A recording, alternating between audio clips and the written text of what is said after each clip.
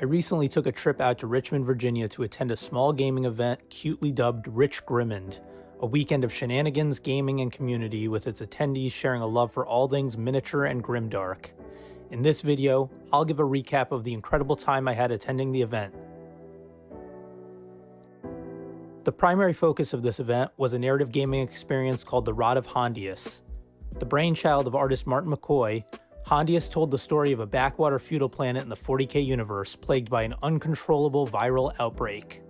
Martin, along with the help of Bill Ford, crafted a detailed narrative campaign for players to explore the mystery of Hondius and either search for a solution to the outbreak or aid the plague in its thirst for conquest.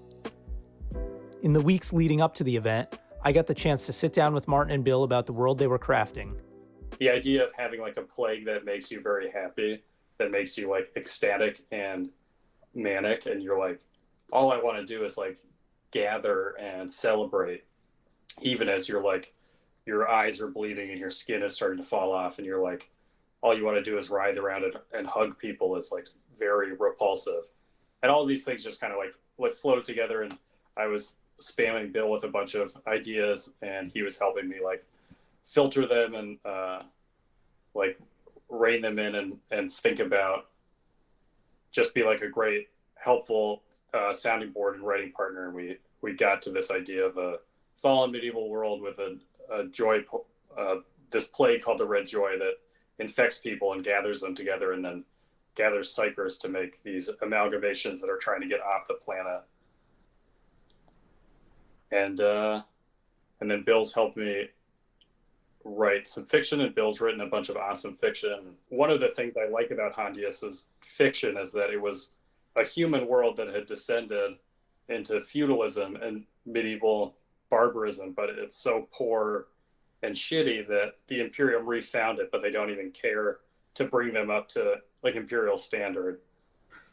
They do a survey, they realize it's garbage, it doesn't have any minerals, it doesn't have a big enough population base, and they're like, okay, we'll just leave you alone. And then it is only through the outbreak of this plague that they have to re-engage with this like stepchild that they've neglected.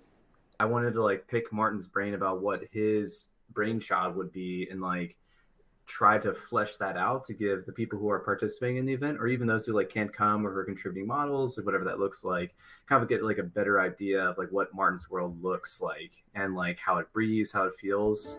The Rod of Hondius narrative campaign was the showcase of the weekend, but it was slotted in for a playthrough on Saturday morning.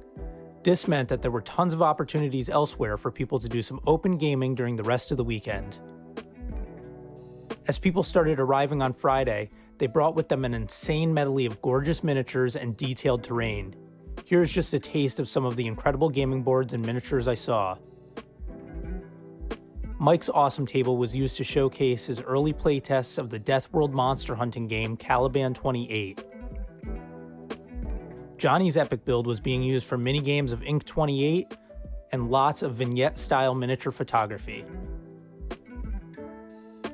Blur's brought module Mordheim boards that have some of the best verticality I've ever seen on any Mordheim table. And Shane's beautiful forest ruins were used for various games, including the Rod of Hondius.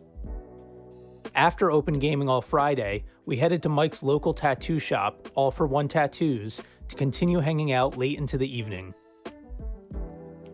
When Saturday morning came, everyone was eager to jump into the Rod of Hondius narrative campaign. People were making last-minute adjustments to their warbands and reading over the rules, which had been crafted as a Forbidden Psalm rule hack by Steve of the HiveScum Podcast crew. Steve wrote these killer and simple rules specifically for this event. As we got started, players were randomly grouped into 3-player free-for-all matches, with each player playing one of the 3 factions within the campaign. The Inquisition, representing the Imperium of Man, the Hondian Feudalists, the native knightly order of the planet, and the Red Joy, maddened plague victims looking to spread the rot. Bill wrote the scenarios for the event and handmade these beautiful wax-sealed letters that contained hidden objectives for each player during the games. My first game was against Isaac and Andy. Each of us had unique objectives regarding an NPC character known as the Scholar. Apparently, the scholar had information regarding the outbreak of the plague.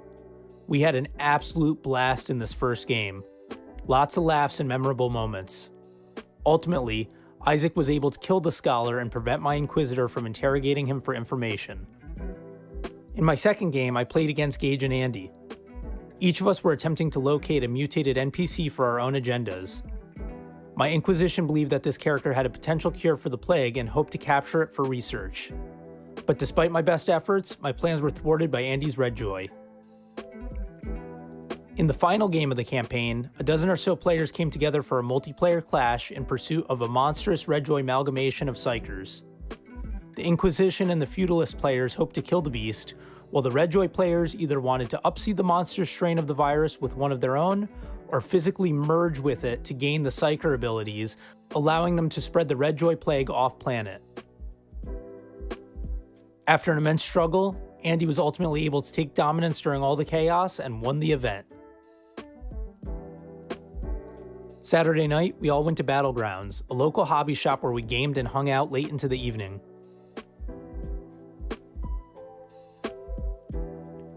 I'm not really sure how to wrap up this video, so let me make it a point to thank Martin and Mike for their hard work in setting up this gaming event. Thank you to Bill and Steve for their hard work on the Rod of Hondius game, and thank you to all my friends, new and old, who attended for making it such a wonderful experience. Please take the time to go through some of the Instagram handles that I've listed in the video description below and give their social media follows and love. They are all wonderfully talented and amazing people, and they deserve any recognition that they receive. Thank you for watching.